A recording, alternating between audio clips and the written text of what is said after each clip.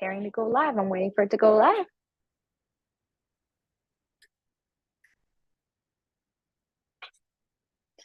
All righty, we are live. Got it. All right, welcome back, everybody, to Mentorship Meet-up Wednesday. I hope you've had a successful and power-packed week. Now is the time to put in the chat box how your week has been. Let's see if we can we're going to play a game. Don't just put in the chat box or in the comment section what your week has been.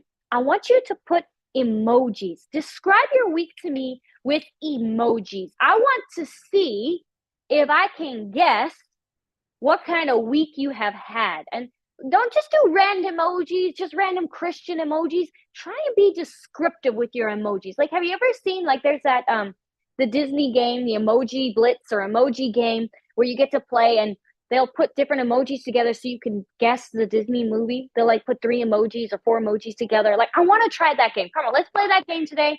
I want you to go into your comment section, go into the chat box while we're waiting for the rest of our tribe to come on in and join us for today's meetup. I want you to describe your week to me in 3, maybe 4 emojis. Tell me a story. Let's guess the name of your week and how it went this week. Come on, drop it all in there. We're giving everybody a few more minutes. Once you've done that, if you've already gone ahead and dropped your emojis in the chat box, you are welcome to go ahead and tag and call on your battle buddy. If you don't see them in the room yet, if you don't see them on this live yet, now is the time to go and tag your battle buddy, because we're going to talk about how to make your circumstances work for you today. And I want to make sure that you don't miss out and your battle buddies don't miss out. This is Mentorship Meetup Wednesday.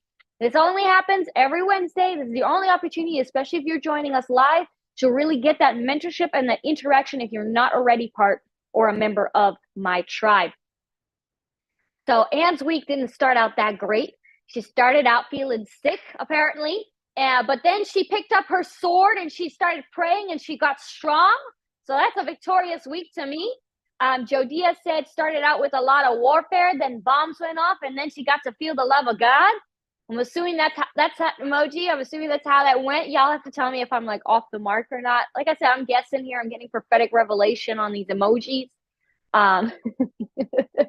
If you guys are joining us online, you are feel free. Please do comment on this live. Comment where you're joining me from. Comment those 3 or 4 emojis to describe your week to me. Let's get interactive. This is Mentorship Meetup Wednesdays. We are here to interact with you. I am here to impart to you. I am here to work with you. If you don't give me back and forth, if you don't give me feedback on what I'm preaching, on what I'm teaching, on what I'm mentoring, I can't help you. And we'll just end up ending the meeting early. Okay? Because I am here to help you. I am here to impart into you and give you what God has for you today and for your process today. So don't leave me hanging. Don't leave yourself hanging. Let's get you what you need. I got Michelle from South Jersey. Hey, Michelle. Welcome in. Welcome in. It's been a while. We need to meet up again one of these days, girl. We need to make an appointment. We need to meet up. You need to call us out to South Jersey, whatever the case may be. Although, this is all hush-hush. Michael and I may or may not end up in Tennessee later this year, around April. So if anybody's in that area, anybody's wanting to meet up with us live, start making plans, y'all. So these are not confirmed dates. We have not sissed the dates. We have not sissed this 100%, but they're with gearing up to fly out to Tennessee and be there to support the apostles in one of their conferences and one of their speaking engagements. So pray us through. Let's pray those finances in. Let's pray those doors and those dates are solidified. So I have been blabbering on for about 5 minutes now to give you guys a chance to get on this live. If you are just joining us, now's the time. Lillian, Alfred, Jadia, Anne, Kelly, Leandra, Michelle, Sandra. Now is the time, you guys, to go ahead and tag a battle buddy. If you don't have a battle buddy, here's what you're going to do. Okay, because your battle buddy is going to be reaching out to you this week. If they haven't already, they will be soon. So here's what you're going to do. If you don't got a battle buddy yet, you're going to go to our tribe community. You're going to look at those members. You're going to go through your members. And you are going to message somebody. You're going to go reach out to somebody and say, hey, Mentorship Meetup is on. Get here now. If you're friends with some of the tribe on Facebook, you're going to Facebook message them and say, the meeting is on. You don't want to miss this. Tag them. Tag them in the comment section on our live feed. In fact, if you're even here in the room with us, here's what you could do. Pause. Hop out of this window. Go to Facebook, share this live, and tag your battle buddy in the live stream. Let's get the word out there. Let's make sure that no champion is left behind for today's mentorship meetup. Okay, and while you're doing that, I'm going to go through the rest of my emojis. So Alfred had a very successful week of promises and of fire. He had a very joyful week. We love to see that. Crystal was getting keys and unlocking doors and dancing before the Lord. Let's see. And Lillian's week started a bit okay. There was a little bit of a down, but then victory came up. She got strong. She went to prayer, and now life is just shaka. Life is good. For those of you who don't know, especially in Hawaii, shaka is many things. It could be blessing. It could be good day. It could be cool. It could be hello. It could be goodbye. It could mean a lot of things. So that's up to your interpretation. I'm interpreting it as it was a blessed and powerful, cool week. That's my interpretation. Michelle is just heart and fire emojis. That's your go-to, Michelle. That's your go-to. Fire and heart. Those are your go-tos. You got to give me like some form of more like, oh, that's right. You had a grandbaby join you this week, Michelle. That's congratulations. Woohoo, another grandbaby. What grandbaby number is this one now, Michelle? What number of grandbaby are we looking at? What's this, 6 or 7? I think for you? 7. Woo! Well, 7, what is it? 7 is the number of completion, don't they say? So that's pretty awesome. Great job. Woo! Congratulations. You're going to have your hands full. Your Christmas has just got a lot more expensive. That's what I know. Very good. All righty. No problem, Daisy. I know you had a hard time. Have you all tagged your battle buddy? Have you called on somebody? I'm looking for those head nods. I'm looking for those head nods. I'm looking for it. Hi, Kunda. Welcome in. Missing you, girl. Good to see you. I know we got class tomorrow as well. I'm looking forward to tomorrow's class. These last 3 lessons have been fire, and I can't wait to teach with you guys again tomorrow.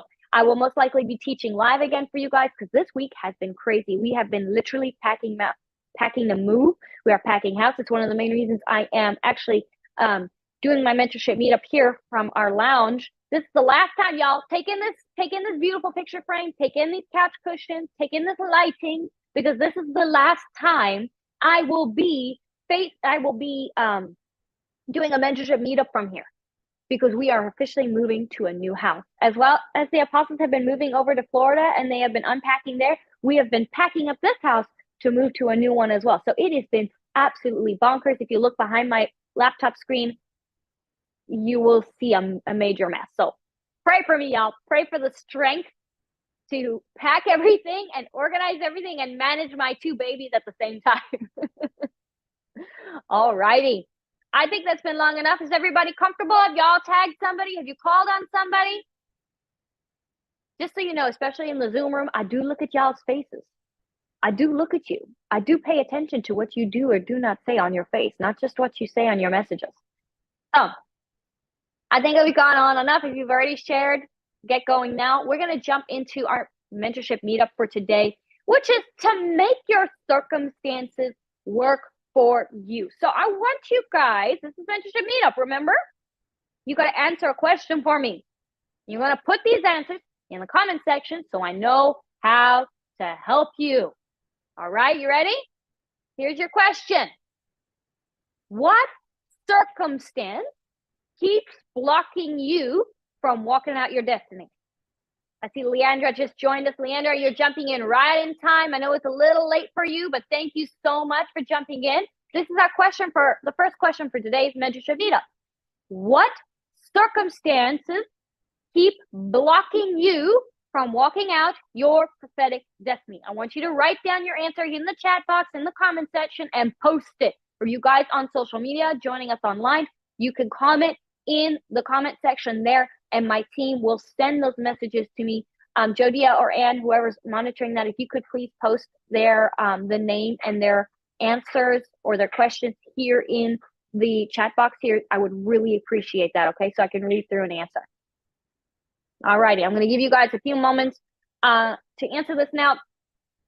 When I say circumstances, I think most of you understand the concept if you've been following us for a while. When I'm speaking circumstances, I'm speaking about things that may seem completely out of your control, that you don't have control over, or that just seem to keep surprising you again and again and again. This could be car trouble, this could be sickness, this could be finances, this could be literal like natural circumstances like the weather. This could be circumstances with people, relationship circumstances, systems. Maybe there's systems if you're in like in an online ministry, for example. Every time you try to step out, somehow the internet goes down, the power goes out. You can't find your login, or you get logged out somewhere, or I don't know. Come on, go through your list of circumstances. What are some circumstances that you have been facing that seem to continue to hinder or block you from stepping into your prophetic destiny? Okay, I'm giving you guys a moment to answer those. I'm giving you some examples so that we can really work with one another to help you get that victory. Okay, so I'm going to start reading through some of the answers that I have here in our live room here. And like I said, Anne, Jodia, if anybody starts commenting on our live stream with their answers to these questions, please do post their name and the question here in the comment section as well, so that I can reply to them. I really want to make sure you guys are getting the information you need this week, as well as my tribe. All right, so Lillian says sickness. So definitely Michelle says her physical body, very good. This also seems to be a very common one for a lot of people. Attacks of it, spirits of infirmity, attacks on the body tend to be a rather large one that happens when you start trying to step out. Alfred, also his health. Sandra says failures, job loss, failed relationships. Okay, Sandra, I want you to go a bit deeper. So what you answered me is very broad. Failure, what kind of failure? Remember, this is circumstances, not necessarily where you failed, but circumstances. So failure, what? We had internet failure, we had electricity failure, systems failure, I don't know, job loss. How did you lose your job? How was this a circumstance that made you lose? What circumstance happened to make you lose your job? Failed relationships. What circumstance happened to have failed relationships? Those aren't necessarily circumstances. Those are just stuff that happened. But what was the circumstance that happened to make you have that failure, lose that job, fail that relationship, whatever the case may be? Health and relationships in leadership. Okay, Daisy, again, relationships. What are the circumstances surrounding those relationships that are preventing you from stepping out? Maybe it's you never seem to get an opportunity to sit down and speak or get into a meeting. You keep missing each other's phone calls. Every time you go to sit down, someone cancels, or the meeting's canceled for whatever reason. Something comes up, blah, blah, blah, blah. The meeting keeps getting pushed back. Let's look at the circumstances affecting those relationships. Kelly says distractions of adult kids and grandkids alongside the leadership's lack of knowledge of the prophetic and fivefold function. Okay, very good. So when we say distractions of adult kids and grandkids, can we get a little bit more specific? How are they being a distraction to you? What circumstances is happening there that is causing that distraction or preventing you from really stepping out into your destiny and doing what God needs you to do? Delene says distractions, time schedules, upside down, computer challenges, and systems. Okay, very good, very good. Now, when you say schedule upside down, Delene, can you clarify just a little bit more for me? Why is your schedule upside down? What is happening that is causing your schedule to be flipped upside down? So I know I've asked Sandra, I've asked Delene, and I've asked Daisy, and I think I asked one other person just to clarify their answer, and then I will jump into starting to answer some of these questions and more on how to really make these circumstances work for you. And that's why it's important, you guys. Like I said, I'm asking you guys for details on purpose, because if you're going to make these circumstances work for you, you need to really identify them. One of the biggest conflicts you're going to find when it comes to stepping into destiny is you are constantly surprised. You're going to be surprised by things, and they seem to almost happen out of the blue. But when you start recognizing that, first of all, Scripture tells us God works all things together for our good, and that also we have an enemy at play that wants to distract us, you're going to notice that a lot of these things are not random. These are not surprises. These are not random. These things are planned, and there is purpose in them. And so you need to take deliberate note of these circumstances that you are facing so that you can begin to work them into your plan, work them to your benefit, while you continue to be surprised by them and you continue to chalk it up to the luck of the draw, so to speak. You will never be able to manage them. I don't want to say control, because, who can control the weather? I can't control the weather. If it decides to rain right now, if it decides to be sunny right now, I don't have control of that. But I can plan for it, and I can work it into a plan. So you can't necessarily control circumstances. You can't necessarily control people, but you can manage and you can work into a plan what is going on, okay? Okay, so Sandra says for her job, the job was downsized, so she was laid off. Relationships, I don't want another relationship that is a project. I don't want to carry a full able-bodied adult. Please excuse my grammar. No problem. Okay, so in this regard, regarding the relationship, that's not a circumstance that is distracting you. That is a personal choice. That is a personal choice, and that is between you and God, and you're going to need to look at if there's any bitterness and if there's any offense there. Because what I'm picking up as a prophet, and I'm saying this because you are one of my prophetic champions, and I am your mentor as you've been going through the prophetic mentorship course with us, and I'm going to put this pressure on you. So this pressure is not for everybody, but for those who are in my school and they are going through the training and I'm mentoring them personally, I am going to be a little bit firmer on you.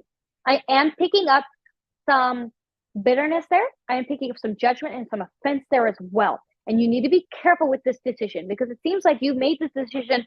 I don't want a relationship that is a project. I don't want to carry a full able-bodied adult, because you've been wounded, because you've been taken advantage of, and you're just tired of being used and abused. And I totally get you. I totally understand you. And I'm going to work with you further in our mentorship course and throughout your training to help bring some healing and some restoration there.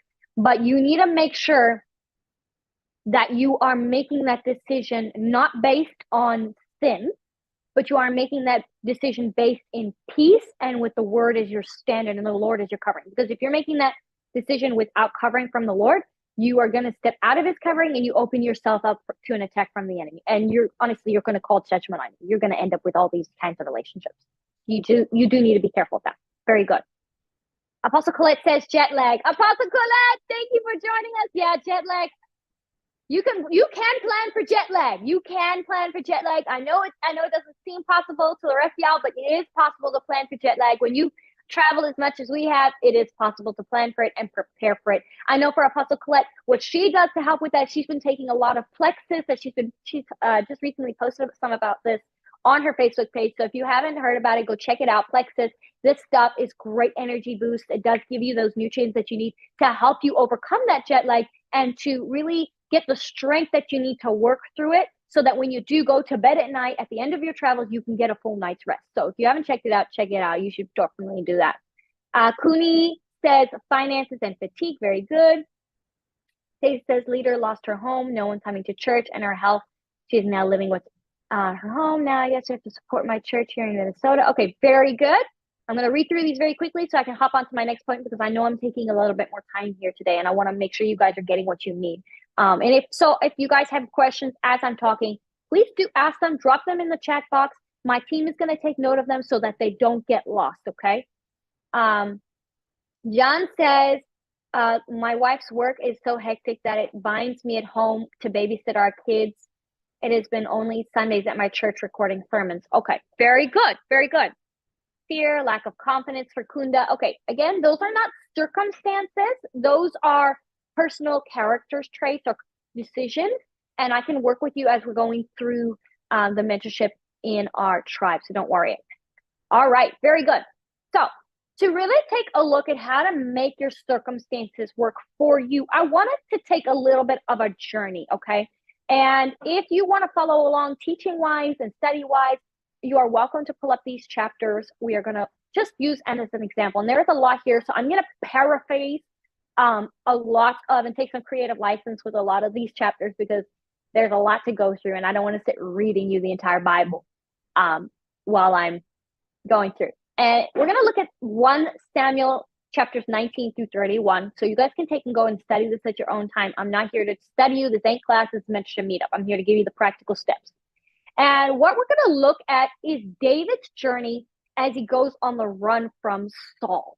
Because if you want to look at somebody that faced a huge amount of circumstances trying to prevent him from stepping into his destiny, here we go. We got circumstances with people. We got Saul literally chasing after him, trying to kill him. He turns basically all of Israel, or tries to turn most of Israel against David. I mean, like, there's people circumstances right there. Then you have the natural circumstances of the fact that he does not have a home to go to, okay?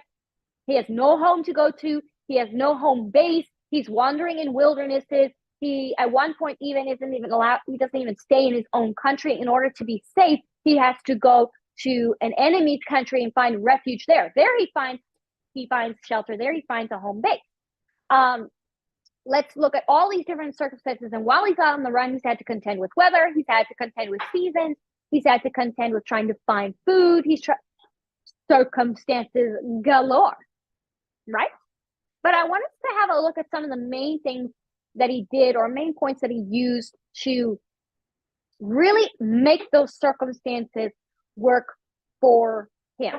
Now, first and foremost, what he did is, even though he gets sent out by Saul. So starting in chapter 19, Saul officially takes David out. David goes on the run.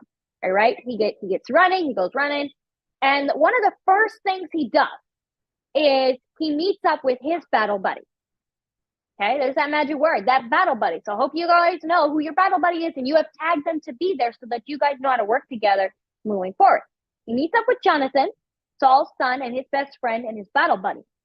And together they get together and they begin talking about what's going on. They start reevaluating the situation. David comes in and says, hey, bro, I've been chased out. Your dad's trying to kill me. I don't know what's going on. I'm not even against him. I don't have any problems with him. I want to come home. I don't want to be on the run. I don't want to be the enemy to the king. I love him. He's my father as much as he's your father. And so him and Jonathan make a pact. They decide to come into agreement. Jonathan's like, hey, bro, I got you. Look, we are blood brothers. No matter what happens, I am here for you. We are making this pact. We are making this promise together. They cry about it. They come together about it. These two homeboys, they get together with their bromance, and they get a plan together. And so Jonathan says, okay, so here's what I'm going to do. You go, you hide over here in this field. I'm going to go back to my father's camp. I'm going to go talk to him. I'm going to find out what's going on. And if it's safe for you, I am going to have my servant boy go and collect the arrows, and I'm going to tell him that he can just come straight back. If it is not safe for you, I'm going to tell my servant boy to go further to collect the arrows. And then you know it's not safe for you and that you need to go. And so they have one more tearful goodbye. Jonathan goes on his way. He goes straight to the king. King tells him, no, it's not safe. David's my enemy. He gives David the warning. They say farewell. This is your first step. Connecting with your battle buddy to assess the situation. Is it just you being overly emotional and you're just caught up in the moment? You're caught up in all the emotion of your circumstance and your situation that you're in, that you are not paying attention to what's going on? That's where your battle buddy is going to be in, because they're going to be that sound mind to say, hey, look, I get where you're coming from. Let me go scout out the territory. I understand this sucks. Look, you vented to me. I get it. But let's actually break this down. Let's look at the facts of the matter. Let's see if this is all in your head or not. Your battle buddy is going to do that for you. When you have somebody you trust who is, and a battle buddy is not something random. David did not run to somebody random. He went to somebody who was trusted and proven in battle. Don't just pick a random battle buddy, prophets, and especially if you're a member in my tribe. I don't want you just picking a random tribe member, because I want to make sure that you have a battle buddy who is well tested in battle and is going to stand at your back, that is a match to your strength. David and Jonathan were matched in strength. They were matched in grace. They knew how to fight together. They were equal leaders in their own right. They were brothers. They were blood brothers, and they were brothers at arms. They knew each other's strategies. They knew how to handle each other without even necessarily saying anything to each other. This is the kind of battle buddy you want. And when you have such a battle buddy, they're going to help you focus on where you need to be. So here's where your next question is that I want to ask you. What is your battle buddy told you regarding this situation? Have you gone for help? And if so, what was the perspective they gave you? What perspective did you get from your battle buddy or from the person that you asked for help with regarding this situation? If you haven't yet, it's okay. Just put it in the comment section. Say, I haven't yet. I didn't ask for help yet. Okay, that's fine. You're here now. You're here now asking for help, and I'm already starting here. I'm already starting to answer some of your questions. I'm already starting to give you some input. Okay. Answer me in the chat box. When you asked for help, what were you told? What perspective were you given to overcome that circumstance? I'll wait. I'll sit here quietly while you do that.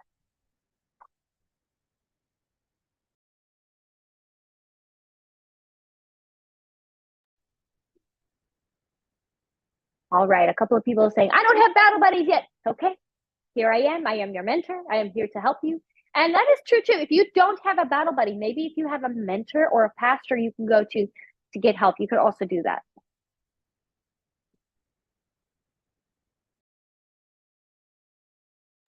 I'm just reading through the comments. And again, for you guys online joining us on the live stream, you're welcome to drop your answers to these questions in the comment section so that my team can post them here for me to answer for you, okay?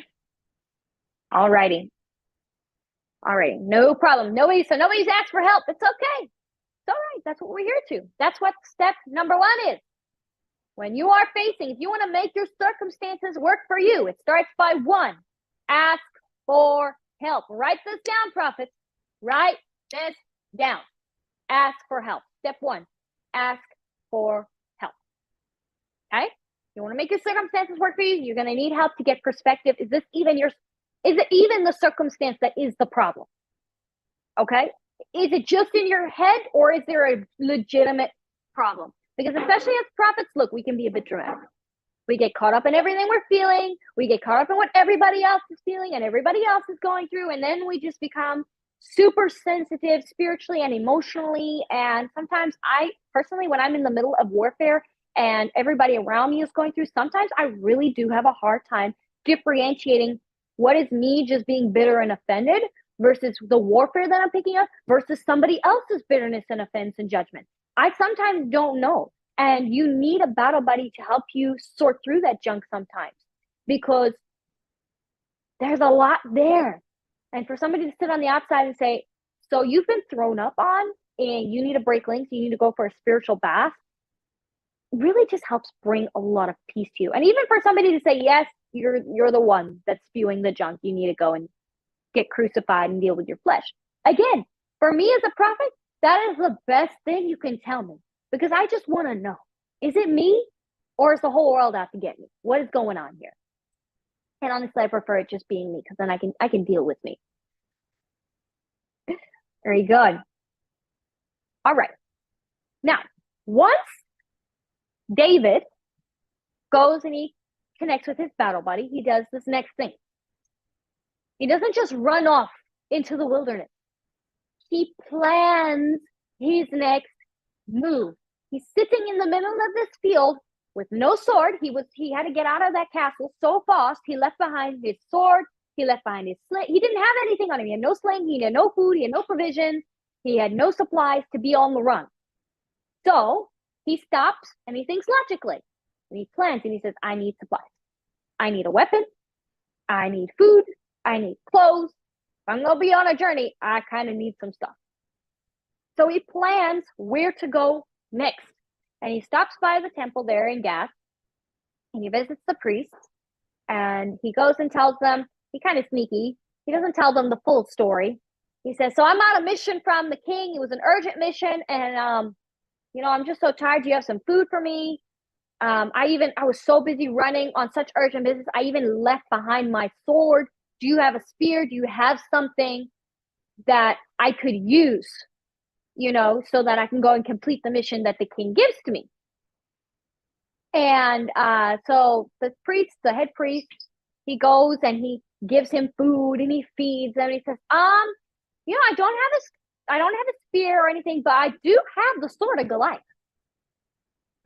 I just happen to have it just sitting here. Let me just give you the sword of Goliath.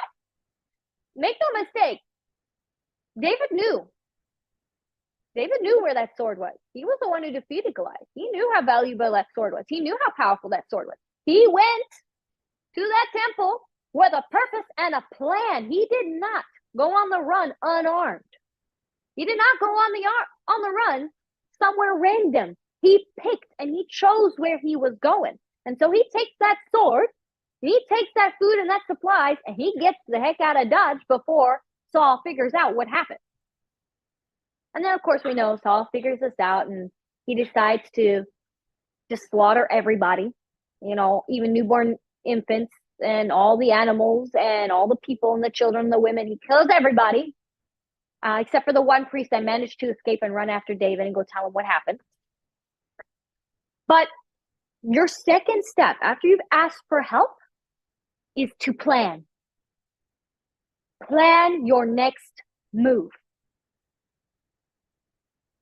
Okay, so you found out that it's not all you. The world is legitimately out to get you. Okay, let's plan. Let's talk health, okay? So a lot of you mentioned health problems being a major circumstance that you battle every time you start to step out into destiny. Okay, first of all, it's not just a you thing. The weather always changes and you get sick. You've got a genuine chronic illness, or you've got something and you know it's going to flare up. Okay, you know it flares up. So plan for the flare up, please. Plan for the flare up. Stop being surprised. Yes, God said he's going to heal you. Yes, God is healing you, and he is taking you through miraculous healings, and he may even heal you right today on this mentorship meetup. He may do that, but stop letting it go to chance. Plan for a flare-up. Plan for a problem. One of the things I battled very badly with something called ulcerative colitis. And what that is nice ulcers inside your colon, so that every time you ate food, it aggravated those ulcers and basically wounded them. And so your body would basically just eject the food as fast as possible. And so I knew every time I went out, I needed to know where the closest and best bathroom was. No matter where I went, my first thing I did before I sat down, before I went anywhere, I scouted out that restaurant. I scouted out that shopping store. And I looked for the toilet sign, the restroom sign, that man and the woman with the toilet. I looked for it, and I knew. I planned my attack. I said, if I needed to go to the bathroom, if something happened, and those ulcers were irritated in any way, shape, or form, I knew where to go. Along my routes home, I knew where the best stores were if I needed to stop because my colon was irritated. I made plans, people. Ministry trips, shopping trips, personal trips, just stay out. Whatever the case, I made a plan and I organized for it so that I was not, first of all, not surprised by it. I didn't inconvenience anybody in a second, and I could actually enjoy my day and do what God needed me to do. So plan for it. I know that's a little TMI, but I need you to understand how simple and practical this is. When you're dealing with health issues, stop being surprised by it. Plan. Hope for the best, but plan for the worst, guys. So that when that flare-up does happen, when that sickness does happen, you've made a plan. Okay, you are, for example, I have our weekly classes every Thursday. If you know that something may come up, you may have a meeting that's going to happen, pre-record the lecture and live stream it to Facebook. You can do that. There's technology that allows you to pre-record a message ahead of time, several messages ahead of time if you want to do that. So that if something happens and you can't take the meeting that day on Zoom or on Facebook, you still have something to give to the people. Plan ahead. Plan for that problem. All right, your grandkids are going to probably come down and they're probably going to take up some of your time, okay? Allocate for that time. Allocate for that time and arrange knowing that, okay, usually around this time of day, doesn't matter what day, but usually my kids and their grandbabies show up at my house around this time. They always surprise me around this time. Plan for it. Don't do anything in that time. Just don't, because you're not going to get anything done. Do it before or after. I recommend trying to plan for before, because if grandkids come around just from personal experience of working with my own mother and how she is with my kids, the time after is just gone. It's just gone. Once the grandkids show up, they're gone. You lost the rest of your day. So try and plan for before the grandkids show up. Find the pattern and plan for it. Okay? So once David made his plan of attack, he went out into the wilderness and he used the wilderness to his benefit. It says in, I believe it is in chapter 21 or 22, it says that David hid in wilderness strongholds. Now, does anybody know what that means? Because somebody who wants to be teacher's pet today. What does a wilderness stronghold mean? Do you know what that means? Drop it in the comment section, drop it in the chat box. I'm going to give you a moment to answer while I read some comments, because I see here a couple of people were even messaging on social media, and I want to give you guys a moment to answer your questions and be there for you. And I want to let you know that you guys matter to me. You are important to me. I'm here to mentor you. I'm here to help you. That's what these Wednesday mentorship meetups are for. Very good.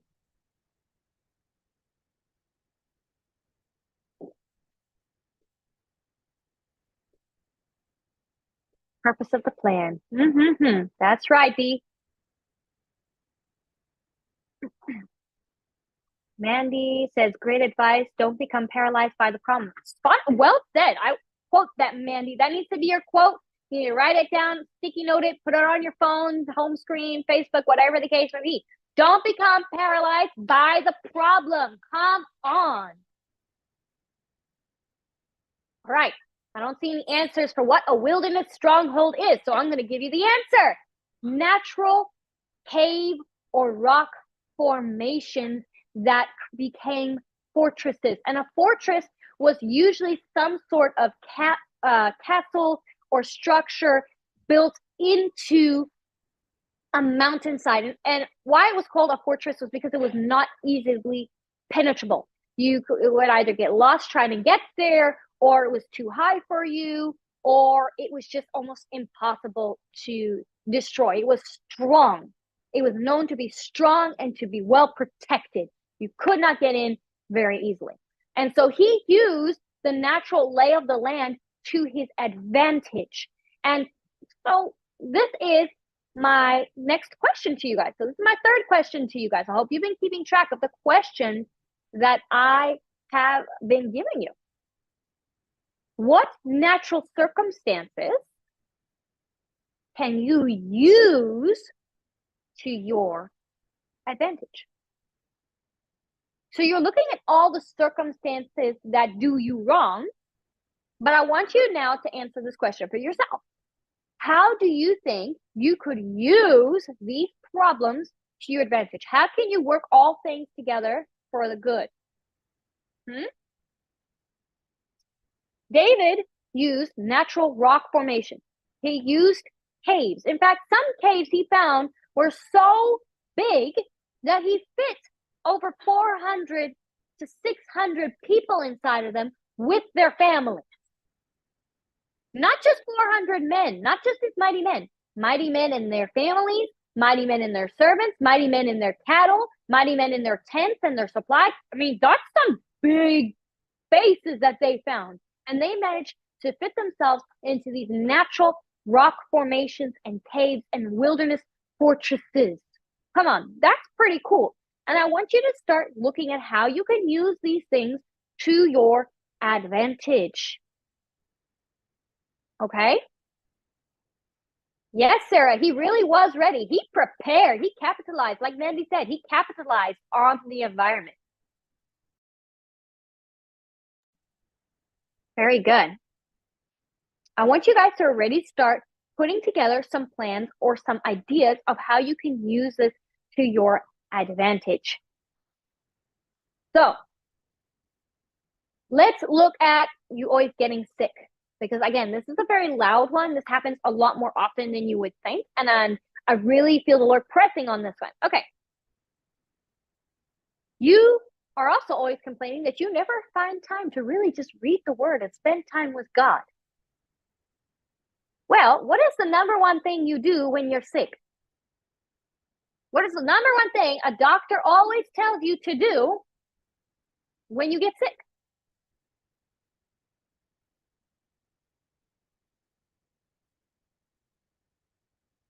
Exactly, Sandra and Kelly. Rest. The first thing the doctor tells you to do is go home, get in bed, get some sleep, and rest.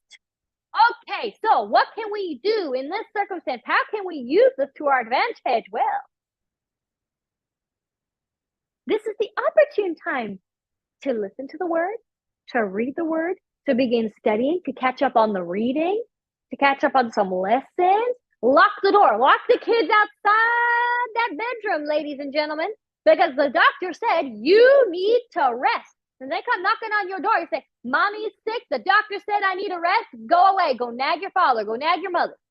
Although for your husbands, maybe consult with your wife because, you know, they may take that differently.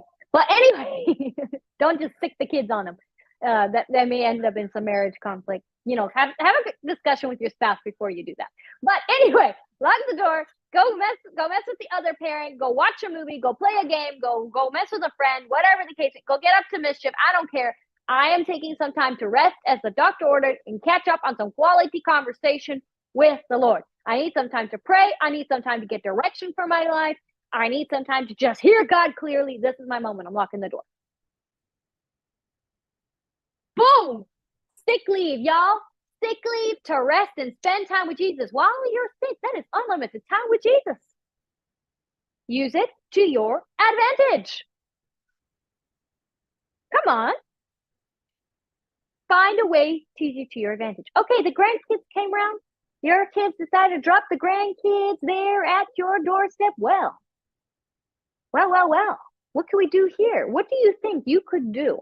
Well, there's a very particular scripture that says, raise up a child in the way they should go, and they will never depart from it. Grandparents, the kids the grandkiddies had just been dropped off in your doorstep. Maybe you don't agree with the lifestyle that your kids are living, but they dropped the grandkids off at your place for babysitting duty. What do you think you could do in that time with your grandkids? Come on, drop me some suggestions here. I'm not going to do all the work. This is Mentorship Meetup. I shouldn't be doing all the work. If I'm doing all the work for you, y'all should be a member of my tribe and become a leopard so that I can personally mentor you.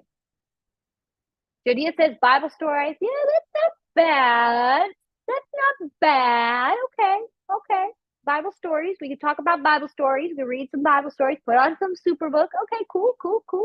What else could we be doing here? Ooh. Kelly, that's a good suggestion. Kelly on fire here, y'all. She says, use it to teach the alphabet by naming God's attributes and character by each letter. Hey, that's cool. Although for a kid, that might be a bit much. But I love where you're going. Maybe like Bible characters. What about Bible characters? What if you taught them the alphabet by Bible characters? Like the first initial of their name, D for David, G for God, J for Jesus, or G for Gehazi. I don't know. Maybe not Gehazi. That's a bad example. But, like, here's some example, like Bible character names, or miracles that God did. Come on, that's cool. I love that idea, Kelly. Leandra says, let them read the word aloud. You see, y'all are so stuck. Kids get bored. If you just tell them to read the Bible, they got to get bored. Make it fun. Make it exciting. You know something I absolutely love about Superbook? My 3-year-old, he is obsessed with Superbook.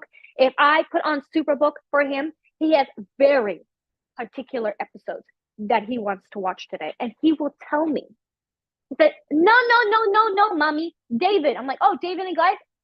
No, mommy, the other David. David and the army. I'm like, oh, okay, I'm sorry, different episode entirely. I don't even sometimes know where all these episodes are, what seasons they're in, but he knows. He knows what Bible stories he wants. He knows what Bible character he wants. And when he comes to me, he's very clear. And so I love Superbook for that reason, because they make it very fun. They make it very practical. It's not just reading me a Bible story. It's actually something fun. It's got a catchy song. You name it, And even if you have the Superbook app, it has a bunch of games they can play. So it's for all ages. So that's just a fun suggestion. But get fun with it. You got the grandkids over. Make it fun. When you make it fun, when you make it something they want to learn, they will not depart from it. You give them Jesus. You teach them how to pray. Teach him how to pray. That's what I do with my 3-year-old every night before bed. I have him pray. And you know what he does? He prays. And the other day when I was pacing up and down here doing warfare and praying for somebody, he was literally right behind me, stomping after me like I was. Amen. Amen. Amen. Devil, run away. Go away, devil. Kids naturally imitate. And they will naturally learn if you make it fun, you make it part of their lifestyle. If you try and sit them down and make them learn it, they will rebel against you. You'll become that religious grandma that tries to shove stuff down. Don't do it. But make it fun. This is your opportunity to pour and invest. Come on. Already just throwing around some of these ideas is super fun, isn't it? Very good. All right. So, are we ready for number 4? Right? So we've had ask for help. We've had plan it. Now we've had use it. That was 3. Use it to your advantage. Now number 4. Ladies and gentlemen, drum roll. I don't have a drum, so it's my knee.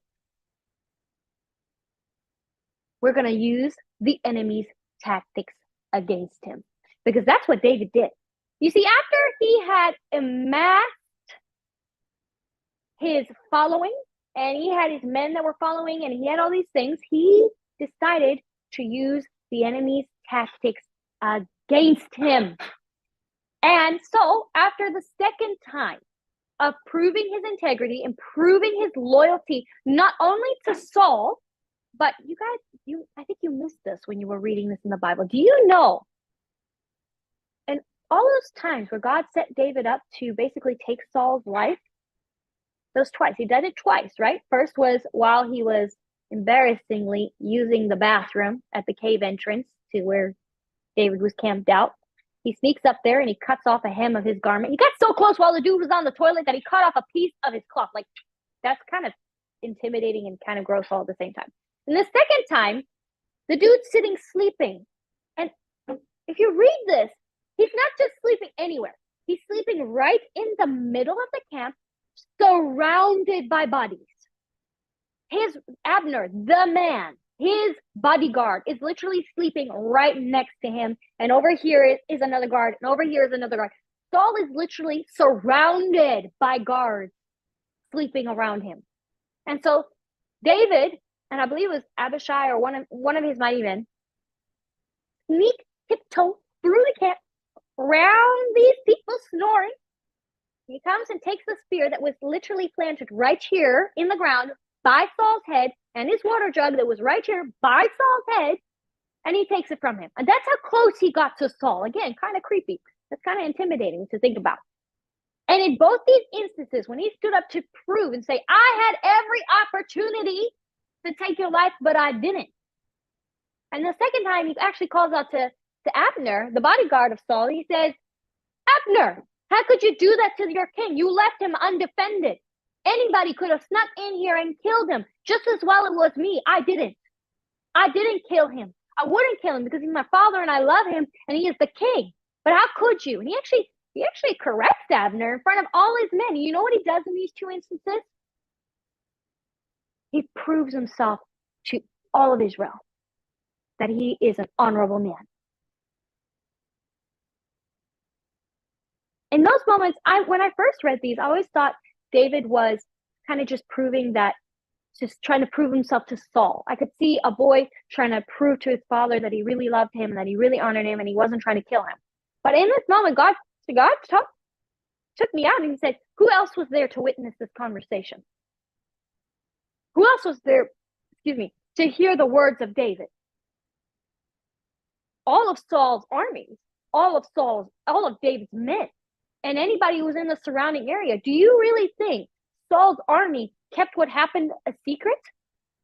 They took that news back home to their wives. They were talking about it while they were camped out in those other cities and those other villages. Their neighbors heard these stories about what David had done. And so the word spread throughout all of Israel what David had done. He proved his honorability. He used Saul's tactic, because this is what Saul was doing. Saul was going around and saying how David had turned on him. And that's why everybody was off to get him. That David had rebelled against God, that he was rebelling against Saul, that he was rebelling against the nation of Israel, and he was coming after his head because he was God's anointed. Now, according to the law, that was wrong. David was in the wrong, and he needed to be killed. It was treason. It was high treason. And that's what Saul's going around telling everybody. But in these moments, while all the army was gathered together to come kill the traitor just proved to himself more loyal and honorable than Saul's own men.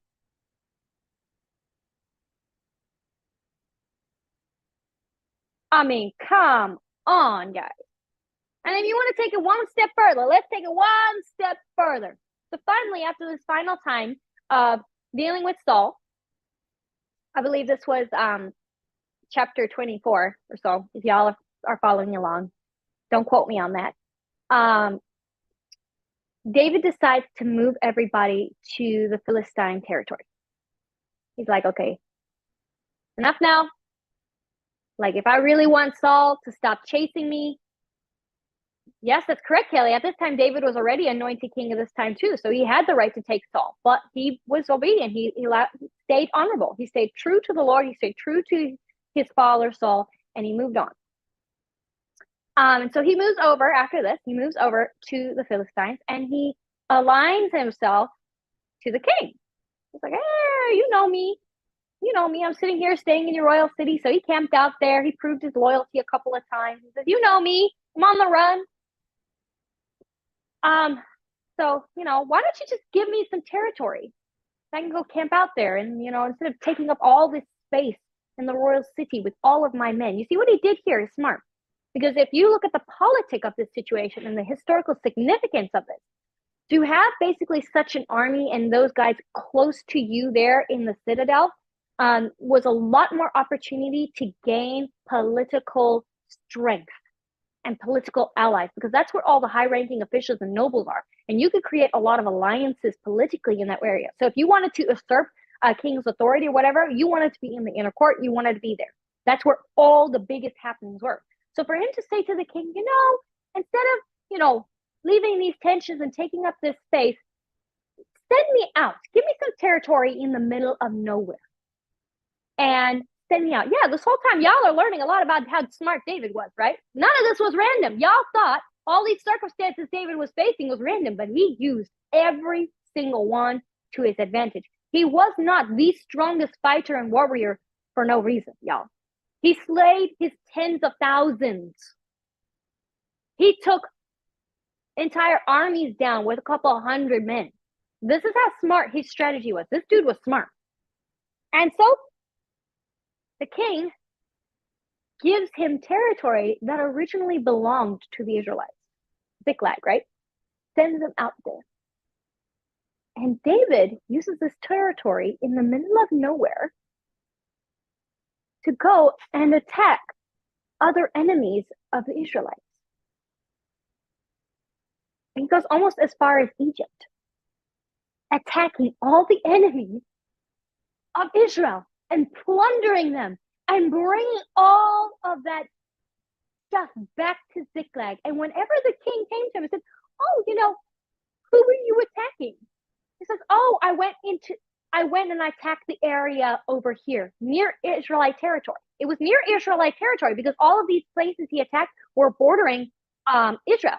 And so he goes and attacks it. Oh, in the area of the Canaanites, in the area over here, in the area over there. And the king took him at his word because he thought he was genuinely attacking his homeland, his own country. And he says to himself, the king, the scripture tells us this, the king says to himself, oh, man, surely his people really hate him by now. He's really set himself up as an enemy of Israel. He fooled the king into thinking that he was attacking his own people. And in doing so, he plundered and took territory for his kingdom. He used and turned every tactic of the enemy against him. Let that sink in for a moment. How cool is that? Like, I'm sitting here fangirling. I won't lie. Like, I've always loved David. I always thought he was cool. Like, he's a prophetic worshiper. He's like, we prophets, we want to be David, right? When it comes to worship and stuff and the warfare and like his psalms. Yeah, so cool. But then I read this and I started fangirling for a whole other reason. Because, like, that is pretty cool. Like, this is a superhero, war hero. Like, woo, come on now. Come on. If I wasn't married and it was back in that day, I could see why David had so many wives. I'm just saying. Okay. Don't tell my husband. Don't tell him I said that. So, guys, I want you to answer this next question. Where can you begin turning the enemy's tactics on himself?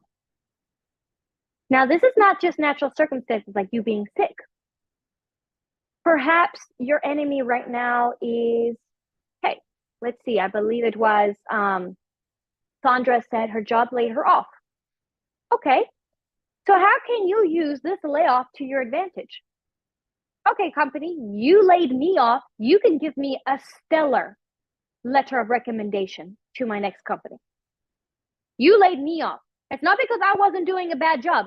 You guys made some bad decision choices, and now I'm the one suffering. So you can write me up a really nice letter of recommendation, and I will take that severance pay. Thank you.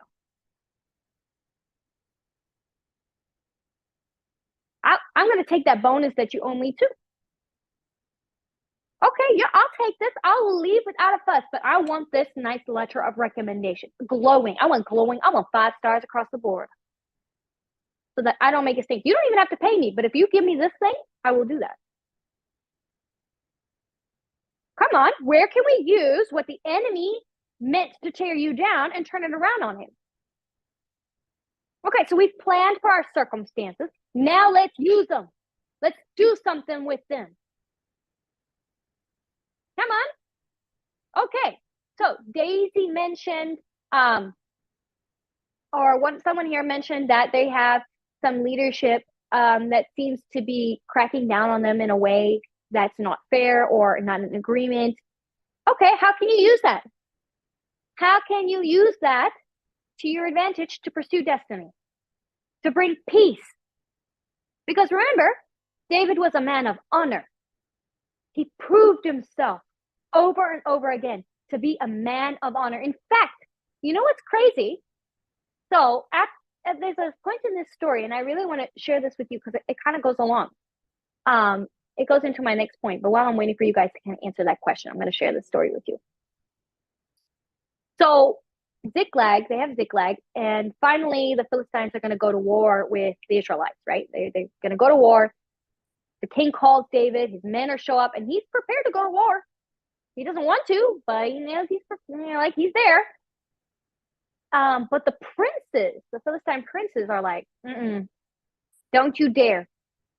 We don't want this man here. What if he decides to turn against us in the middle of the war, and then we're going to be fighting 2 armies on 2 separate fronts? No, send them away. Send them home. So the king comes to David. He's like, oh, man, I'm so sorry. I have to send you back. And David's like, oh, okay, I understand. It sucks that we're not going to be here to help you, but I understand. I'll just take all my men, and I'm going to go back home to Ziklag. I wish you well. Meantime, David and his men are like, yes, we don't have to do this. We're going home. We're booking it right back home. We're going to go sit with our wives and our families. We're going to enjoy this time. Problem is, while they were away preparing for war, the Amalekites attacked the Philistines, and they raided Ziklag, and they took everything. They didn't kill anybody, but they took everything that they owned. And they didn't just attack Ziklag. They took a lot from a lot of other territories in the Philistine domain as well.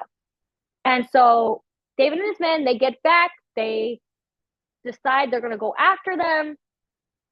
They go, and by God's hand, they destroy everything. They take back everything that the Amalekites had stolen. This includes the stuff that they'd taken from the Philistines, not just from David's men in Ziklag. He took more. He took back what they had stolen from all of the Philistines and all the other times they raided. They took everything. That's a lot of tribute. That's a lot of spoils of war. And what he does next is he comes back And he gives out all of these spoils of war, not just equally to all of his own men, but the scripture tells me that he actually sends the spoils of war to all of his allies as well. All of the areas and the cities and that he was known to peruse, as the scripture calls it, to wander around and visit in Israelite territory as well. All these allied and areas there where he took land and he established, he sent tribute there as well. Now, why do you think he did that?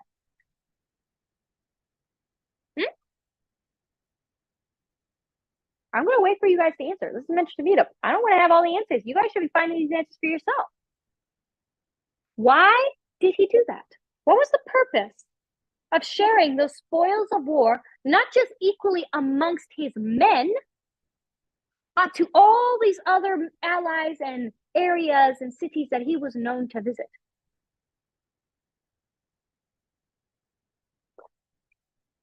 Ooh, Kelly on fire. I'll read her answer in a moment, but I want to give everybody else a chance to answer.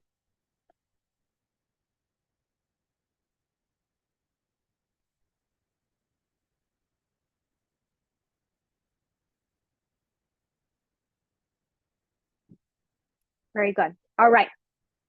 So Leandra says, ask for money to look after the grandkids. Hey, that's a good idea, Leandra. You should totally do that. If you're going to be babysitting, you've got to get food for them. You've got to get supplies for them. You've got to get milk for them. I mean, I don't know about you guys, but I just had my 3-year-old son, and he goes through a lot of milk. He loves his milk bottles. He loves his honey milk teas, and he lets me know it. We go through a lot of milk in this house. So, you know what? If you're going to be watching 3 or more, or like Michelle Delana's here, who has 7 grandkids, and you need milk, you better be giving me some. Either drop off some snacks, do some grocery shopping for me, fix my car for me, or give me some money, because that's a lot of kids I'm managing. I'm just saying. Make it clear. Set some boundaries. That's good. Kelly's answer to why David shared those spoils of war. Because she on fire today. To build rapport. So when he took the throne, he had supporters. Boom. Boom. Exactly.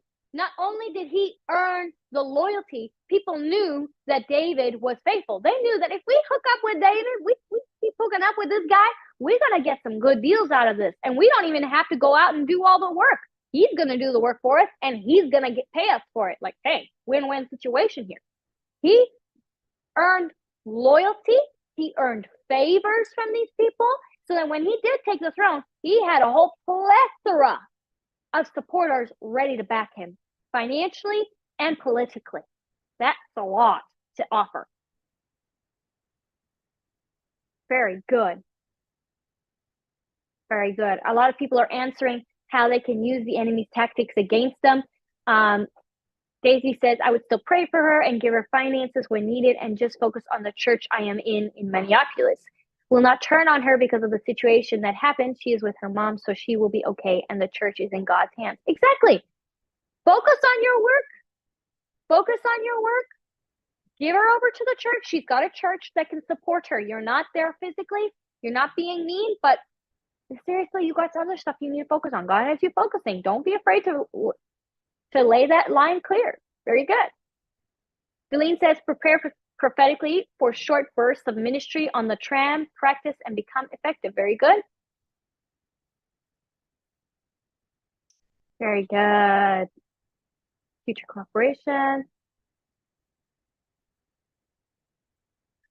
All right. So Kelly says, so for her problem of, so in this season, waiting for leadership to embrace female leaders, start building rapport and support for when, not if. Boom. Spot on. Sounds like somebody is learning how to make her circumstances work for her. Very good answer. Very, very good. Now, as I've been giving you guys these 4 points, and that leads to this story, which is our 5th point. Build rapport. Build rapport. Build your reputation. Build conversation, you guys. Because as a prophet, one of the biggest things that God is trying to kill in our culture today, and I say this purposely, God is killing an aspect of toxic prophetic culture today. And you can quote me on this. And it is the toxic culture of God's man for the hour. One person, one prophet, stand alone. That we are meant to do it all by ourselves. We are the be all and we are the end all. God is killing this toxic trait in the prophetic culture. Because prophet, you were not created to do this alone. You're not meant to be alone. God is setting you up as kings and queens. God is setting you up as leaders and mentors and fathers and mothers, as brothers and of sisters. God is setting you up to be royalty. And in order to be royalty, you need rapport with neighboring nations. You need rapport with other kings and queens, with other mothers and fathers, with other brothers and sisters. You need allies. You want to change the culture. You want to change the systems that you're in, whether it's a worldly system or it's your church culture or whatever the case may be, like Kelly just shared here. Then you need to build rapport. You better be somebody who is trusted. I have heard many times of prophets who were in my school and went through the training, who built rapport with their pastors, and they came from churches where women weren't allowed to speak, or prophets were not allowed to speak, and the prophetic was not accepted. And the pastor knew that this person was a prophet, but they didn't condone it. But because of their reputation, because of how they served, because of how respectable and honorable they were in church and in the tasks that they were delegated, they started getting seats at the table. They started getting opportunities to lead Bible studies, to go and work in the children's ministries. They started getting opportunities to teach in the church. They started receiving opportunity, not because they were a prophet, but because they had a good reputation. So, prophet, I leave you with this final question. If I were to take away your propheticness, your prophetic title, your prophetic gifting, what metric, what reputation, and what rapport would be left? Who are you without your prophetic gifts and without your prophetic title? Because that answer is how you will make every circumstance and every relationship you have work for you. Now, I hope you've had a chance to receive something today. I'm opening up the floor for any questions that you have for me. I know I've been asking you a lot of questions. If you want my opinion and my perspective as a mentor on a situation that you are facing, especially for you guys who are on social media, especially for my Rhino and my Buffalo members, now is the time to ask that and share that with me. If it is something that is particularly deep or sensitive and you're not comfortable letting it be out here for the class to learn, you're welcome to reach out on our live chat at myprophetictribe.com and ask for help there, or sign up as a member of our tribe so that I can help you, mentor you one-on-one more personally, okay? So Sandra asks, what is a prophet/loner? Okay, Sandra, so the best example I can give for this, and this may cause some offense to some of y'all, but if you're a member of my tribe, you're going to have to learn to deal with this, is the kind of person that comes to you and says, I don't need nobody. I don't need man to teach me. I don't need man to hold me accountable. It's just between me and God. I learned everything from God. Me and God, that's all I need. I don't need anybody. I've come to deliver the word. I am a prophet that goes from church to church delivering prophetic words, but I am accountable to no man. That's the kind of prophet that's all alone. A prophet who is not accountable to anybody, that has no covering, but their sole mission is to go from church to church, correcting leaders or delivering prophetic words, or there's no accountability, there's no covering. That's a loner prophet.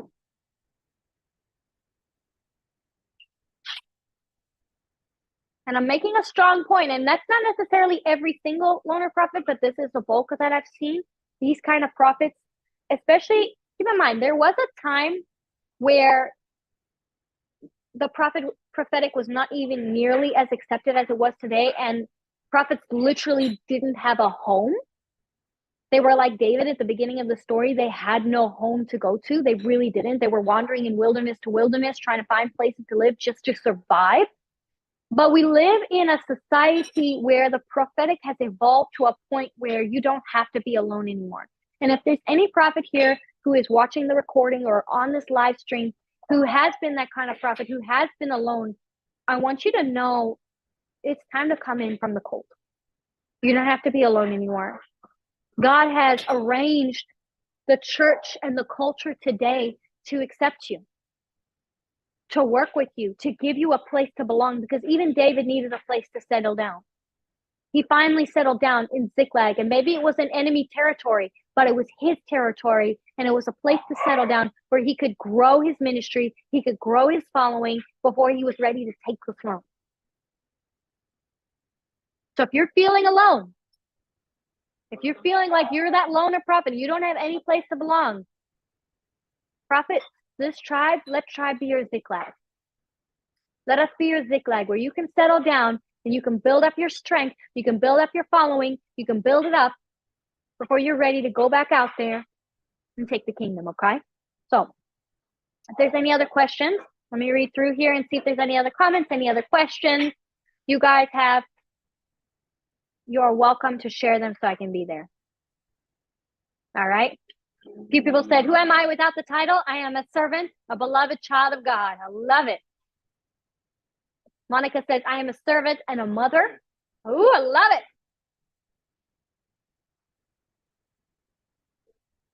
We are a new wineskin. Old models don't work now. Yep, that's right. Yes, that's right. Deborah says, this is too large of a calling to carry on my own. You're right. It is. You need help. You need some covering. All righty, y'all.